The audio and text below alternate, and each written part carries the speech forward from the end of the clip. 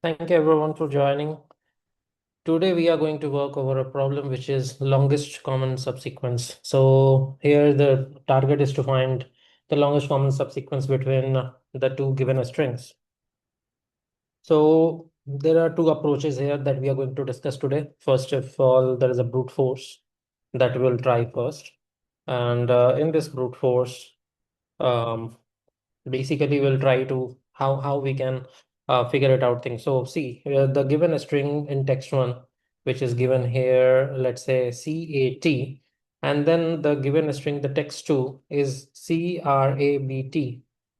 So the output should be we have to try to find uh, what are the common subsequences, longest common subsequence that we can generate, given that this is the matcher and this is where we are going to match our target. So let's say C is the first character, so C, and then there's R. R is not, we don't need to pick. So you see, we can jump to A because the subsequence we are not considering the whole substring. So there is a difference between subsequence and a substring. So I can jump from R, like I can jump off the R, and I can go to A, and then the matching substring, longest substring is right now 2. And then there's a B. B is not there in CAT. So we can jump from here also, and we can go here to T, and we see that there is a 3 characters that are found. And first of all, the important thing is it should all be in the sequence. It should not leave its ordering, which is in the given matcher. So this is our matcher expression, which is CAT, though it should be in the target also, it should be in the same order that we are going to match. Said that, the other thing that I wanted to say, so here, uh, as we jumped from R to A, if let's say the string contains just C, then we only find C in our target, and we don't find anything else. In that case, like A and T, we need to jump. uh, we are going to see a match for this A and T, but we are not going to find anything. So it's a kind of jump, and we at the end we only find C for this string.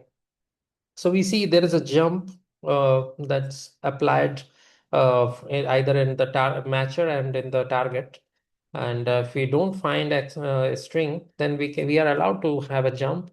And doing that, we should target to match the longest substring, longest common subsequence, not a substring, sorry. So it's the longest common subsequence that we are going to match while doing that. Okay, so we'll try this using the brute force, and our brute force will apply. We'll go for a DP, dynamic programming concept here. So I'll just try, and there is a size of this text one dot length. This is M. Then there is a N, which is text two dot length.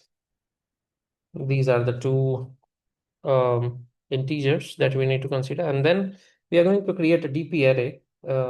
It's going to be a two-dimensional array because we are going to match for every target, every matcher with the target. So that's where we are trying to go for all the sizes. So here we are trying to consider all the M's, and means whatever the length of the matcher, and what is s- the possible place where this is going to find a match. So it's going to be a two-dimensional for a reason that we are going to have, let's say, for a CAT, for the example above. So we are going to see for if let's say we start from 0 0, and then we don't have we do- we say, we go with C and C of both, then we are having a match. So at the end, what we are going to find is our target that we are going to look for is DP of M minus 1 and N minus 1, as our DP length is going to be M and N. So this is our target where we need to find, we will find the longest common subsequence. So DP is a pattern,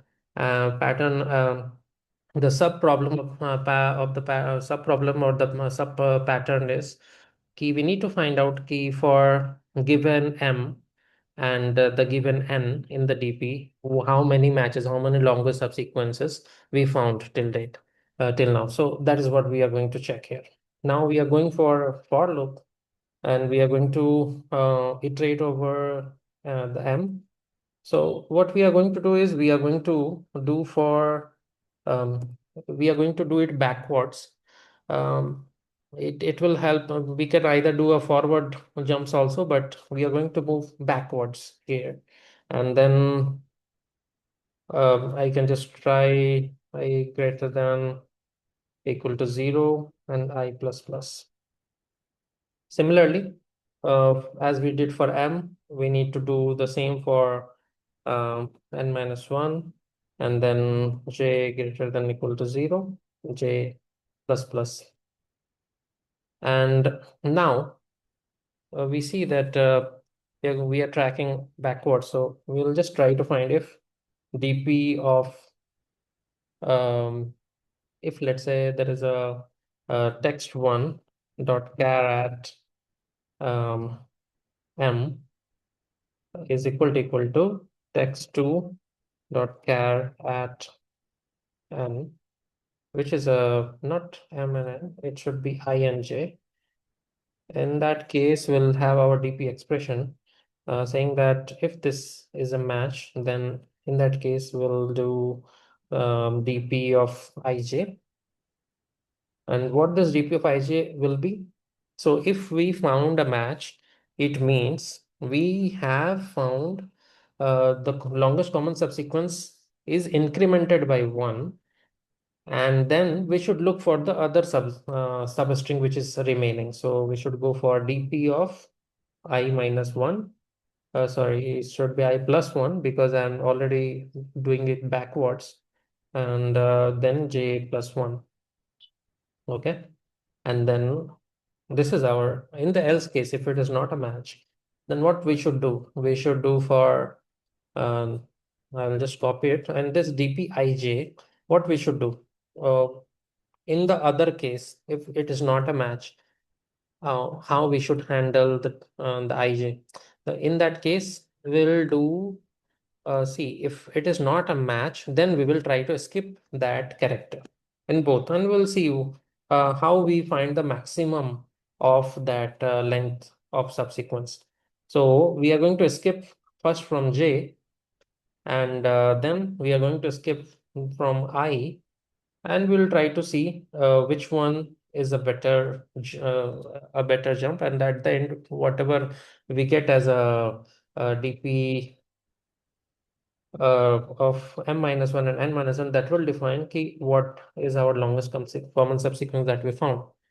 So this is one thing. Now we will just try to run this, and I think there is some problem. N minus 1 then equal to 0. Is there something wrong? Okay. So there is a cannot find symbol. Okay. I have not defined it. And this is also 5 out of bounds. Okay. See, we need to define our base case, which I have forgot. So if let's say I don't select anything, I am already at DP m minus 1 and n minus 1. What should be the value of, sorry, I don't so DP m minus 1 n minus 1. First of all, this evaluation that we should do is from m minus. See, I have just will do one more thing. See, we need some base cases for DP. So first of all, what values uh, it should start with? So here, if we see everything is 0 in DP, but we have not thought of any base case. How we are going to put values in our DP so that it will start considering it. So if you see the longest common subsequence problem, um, uh, I think we have missed the base case here. So the thing is, we have started from m minus 1 and then n minus 1. So at the end, where we will reach, will the output should be at dp0, and this should also be 0. This should be our output. And so this is our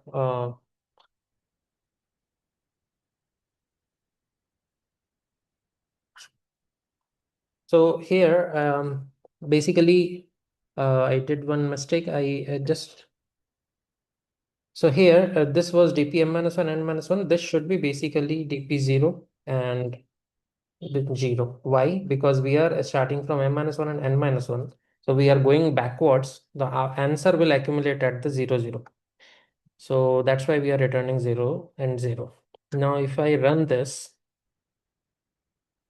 it's again giving me for dpij, it's 1 plus, this is going to going beyond the boundaries. So what we can do, just to take care of this, we can just increment the size of the dp so that it can take care of the boundary expansion which is happening at the last point. So if I just run this, this is the outer bound of index 3. Okay. So I and okay, text 1 at char index m minus 1. Is it index 3 outer bounds for index 3? It means it's going beyond the boundaries, which is text 1 dot length is m, and I'm starting from m minus 1, which is right. And then for j, I'm starting from j greater than 0. This is also fine. Text 1 and text 2 dot length looks fine. Okay. Is there something wrong? Text 1 and text 2.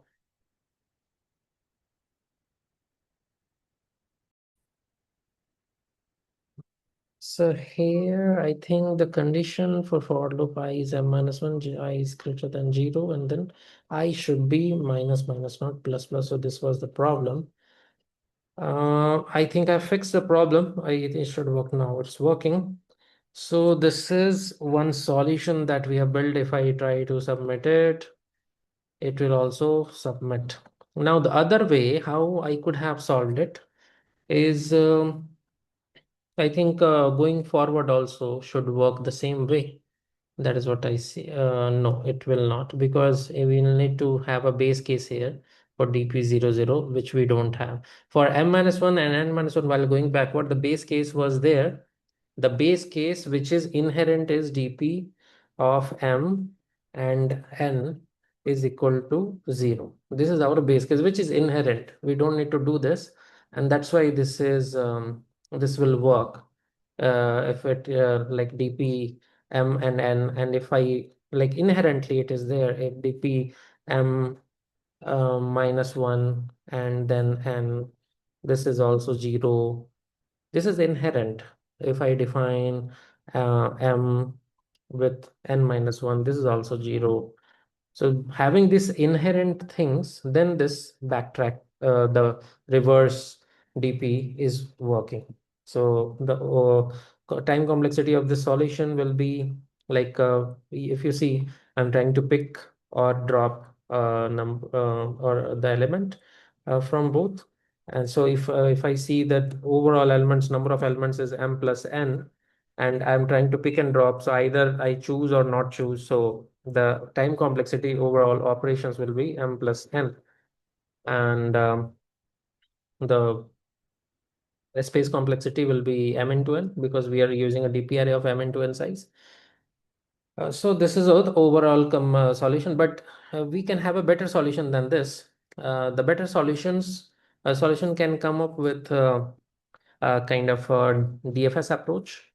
And the DFS with a memoization can help us here to have a better time complexity than this. I'm just going to comment it out and going to write another solution here for the other approach that I'm going to discuss about. So we can handle it in a separate way. I can just copy some few things from the previous solution, which we'll need here also, which is going to be m and n of the string length. Now, we can have a memo array, so that we can keep globally because we are going to use it in our DFS function.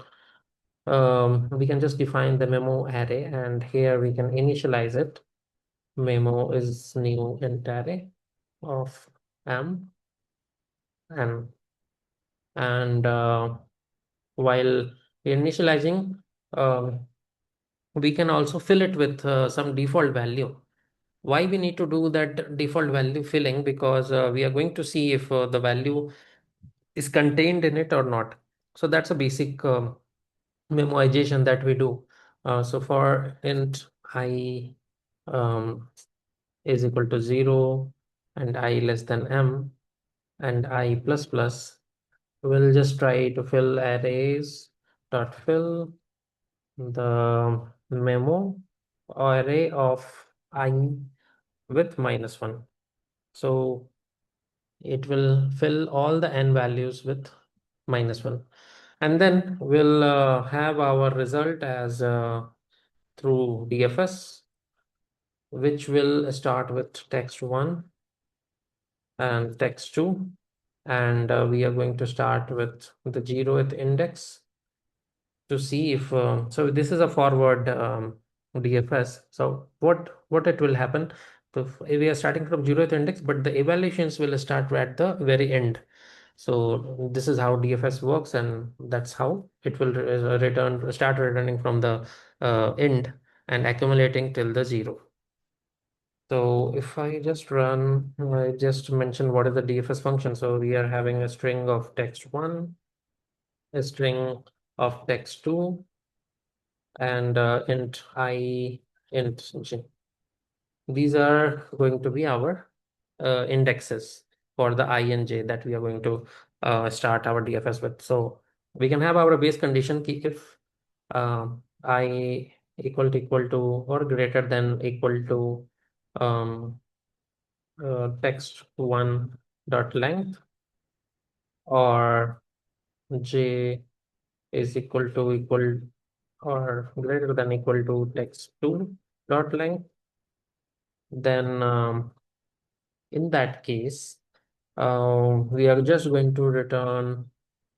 See, if this is the case, means it has reached a boundary where it cannot exist, no values exist. So it's going beyond the boundary, we should directly return 0. We are returning integer. So what is the longest common subsequence if I or j is at the boundary of which is which does not even mean anything, then it should be returning 0.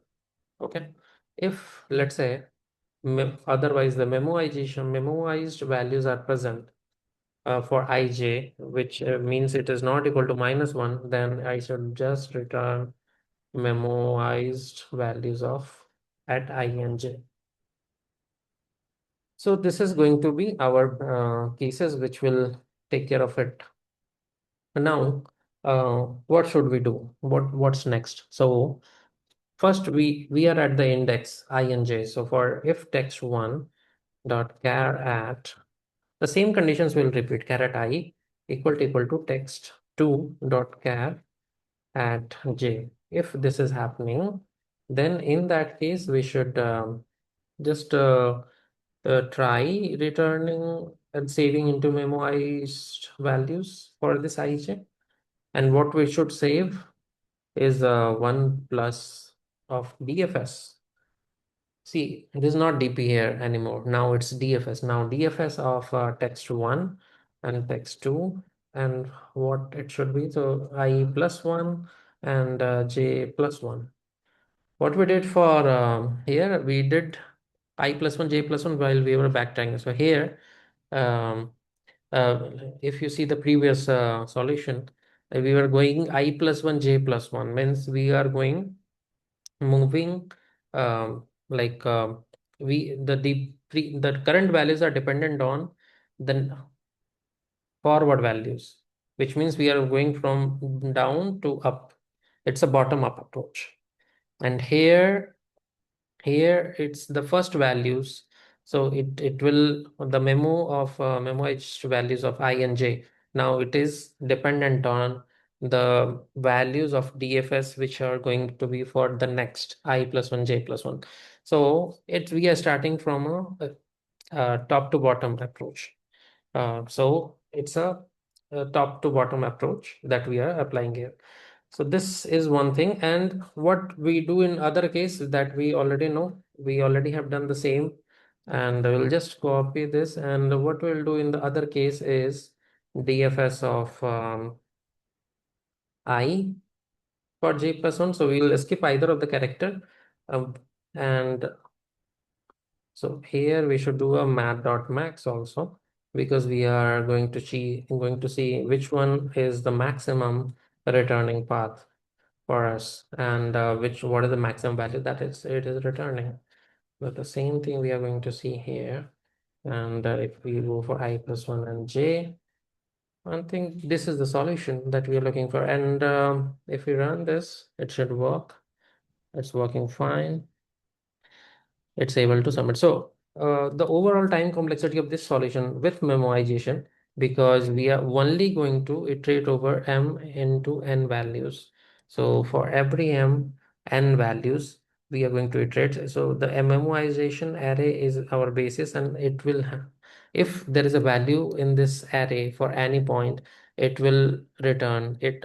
So we don't need to iterate a DFS for that. Definitely it will return. So how many executions it will have. So if we see time complexity of the execution of the overall program in this is only the size of this memo, and overall time complexity, I can say it's m into n, the size of the memo, and the space complexity also is going to be the same.